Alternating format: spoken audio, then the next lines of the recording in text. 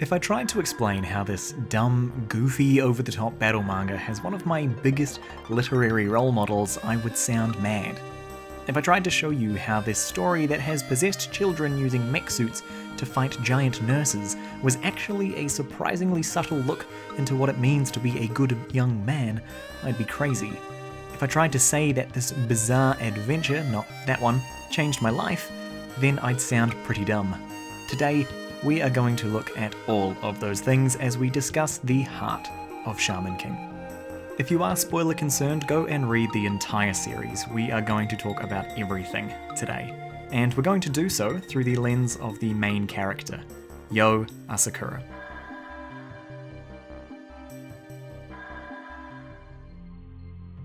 Yoh is a shaman living in Tokyo who wants only one thing: to live a peaceful life.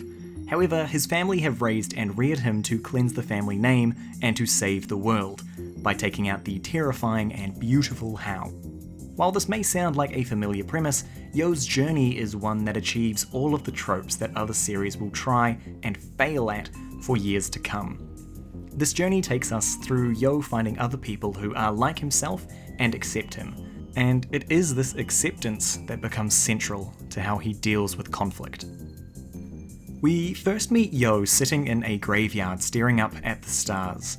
If there is any image you should have of Yoh in your minds, it's this image right here. It perfectly sums up who he is at the start of the series: laid back, strange, and alone. Over the course of the series, we see his determination, his recklessness to help others, how viciously he'll defend the small number of friends that he's made, all the while believing that his fellow spiritual people can't be bad. And this is one of the most fundamental parts of Yoh's character, especially at the start. He's lonely. There's one phrase that Yoh repeats all the time: people who see spirits can't be bad people.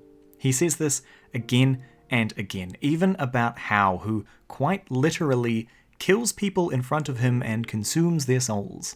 But to the very end, Yoh will not quit on this conviction. Why? You could say he's just a good-natured sort. He'll never quit on someone because he's a shonen hero, and this is what shonen heroes do. I don't think that's the reason, though. Yoh spent his life alone, rejected by others for being a shaman, for being different, for seeing the world in a different way. One of the things about people is when you tell them the same thing enough times, eventually something will stick. For Yoh, he was told that he was different, he was unwanted, he was bad. In response, Yoh needs to stand by this mantra: people who see spirits can't be bad people. This is what he's put his hope into. If this is wrong, maybe all of those people were right about him, that they were right to reject him, and that he should be alone. So while the series paints it as this typical positive attitude of a hero, it's really Yoh just defending himself as someone worthwhile, because he doesn't have anyone else in his life that tells him that. This is the through line that makes Yoh just so interesting to follow. Early on, we see how enraged he becomes at first when Manta, Yoh's first ever friend, is threatened. Manta is presumably the first alive person that Yoh has ever made friends with. This is the first time he's been told by someone outside of his own family that he's worth something, and he won't stand to lose that. Or later on, when meeting Lyserg for the first time, the absolute rage against anyone who would take away what he's finally found. Yoh doesn't actually give much of this away through the series, as he's a pretty laid-back dude, always believing that everything will work out in the end. It's the lessons that he's learned from being on his own and the pain that he's experienced that are his greatest strengths in connecting to other people. Across the series, most of the characters struggle with this idea of isolation. That's why I think this story still holds so much importance today. This is the world we live in, where a lot of people are really struggling with loneliness, but not feeling allowed to talk about it. But I'm getting ahead of myself.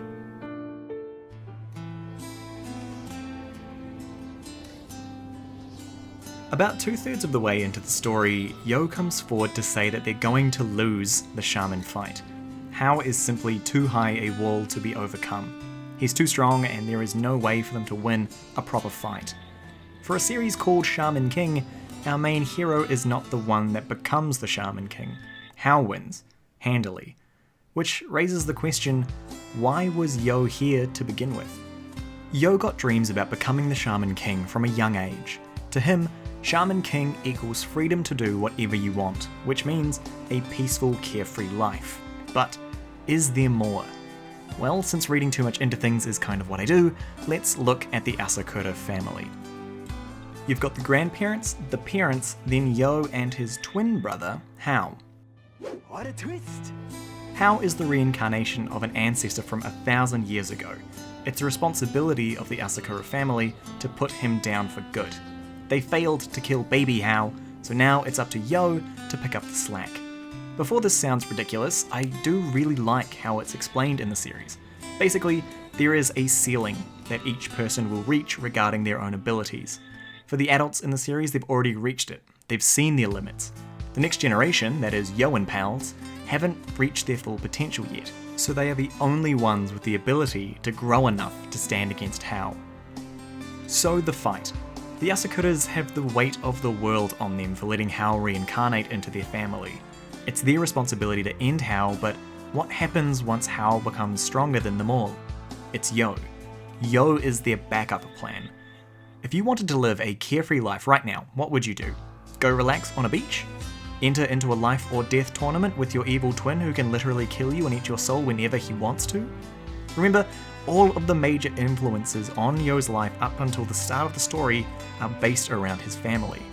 This goal to become the Shaman King is more imposed on Yoh than it is what he actually wants. This is our reluctant hero, Yoh Asakura, thrust into a battle he doesn't want to be in and can't even reasonably win. So he's a lonely failure pushed along by his family's mistakes. Why do we follow him?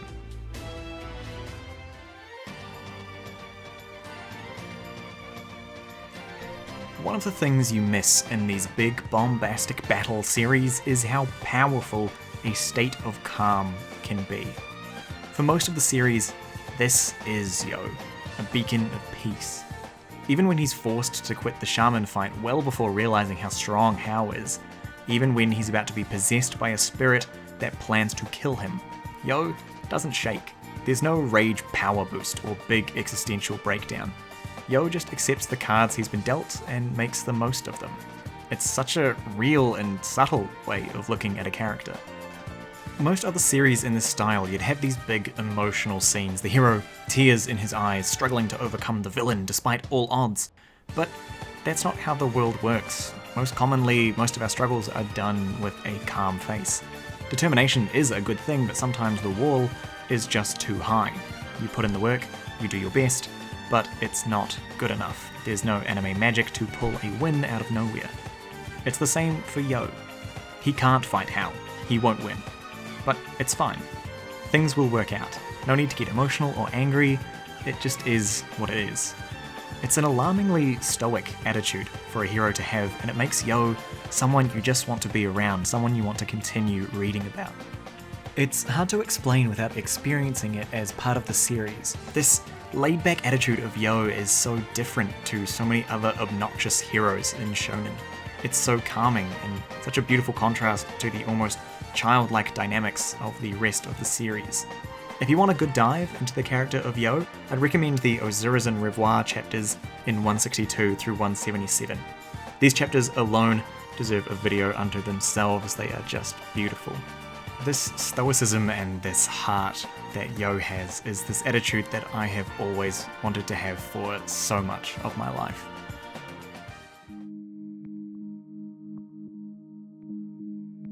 It's actually funny to look back and see how Yoh's personality ended up shaping my own. I mentioned earlier that Yoh was a role model for me and is probably the only shonen hero I would possibly call that. I ended up as someone who would always put my headphones on to escape the world, believing what I needed to make sure that I was alright. But knowing that that was fine. Shaman King shows that you can be lonely, you can want a simple life, but still be a hero, turning our pain into something to help others. I always wanted to embody that type of reckless care that he has, knowing how it feels to be alone and wanting to make sure no one else has to feel that way. This is what Yoh shows me while reading this story. Our struggles and our pain aren't the end of us. You can let them crush you, or you can rise above them and let them be the vehicle to help those who are still battling. And that's the kind of life that I want to live. This is a lesson that I unknowingly picked up while I was much younger, reading random books of this series from whatever was available at my local library, and now it's something that I try to follow every day. And for that, Shaman King will always be an important story to me. I've never really had anyone to talk manga with, especially how a story like this that so many people would overlook ended up changing my outlook on life. So for those that are still watching, thank you. It means more than you think to have people to talk about this with. That's all from me today. If you'd like to hear more about the soul of Shaman King, Archipel has done this great video looking at the author. I definitely recommend checking that out if you're interested. If you do want some more Shaman King content from me, let me know in the comments below. I think I've shown that the story is near and dear to me, and I could honestly talk about it till the cows come home. Thanks for watching. This has been SeaGee, and I'll see you G's in the next one.